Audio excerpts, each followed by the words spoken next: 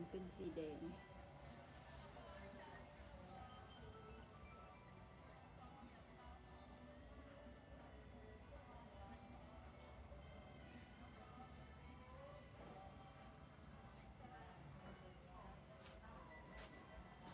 เอิ้นว่าเป็นมือจันทร์ทะลุปราคาคนไทยเขาจะเอิ้นเป็นคนลาวจะเอิ้นอย่างนี้เนาะแต่ว่าค่ะจันทร์ก็เป็นสีแดง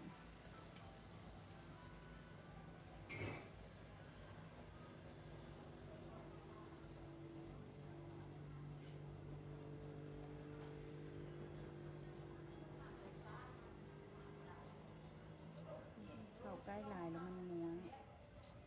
มาใกล้ไปไหนก็ได้แต่คือบ่เห็นดาว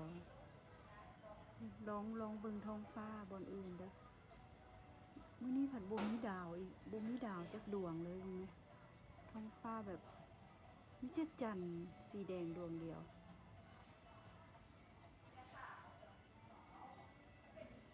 บ่นั่นเลยนะท้องฟ้าแบบบ่มีดาวมาแข่งเลยโอ้มื้อนี้มีอย่างพิเศษนะ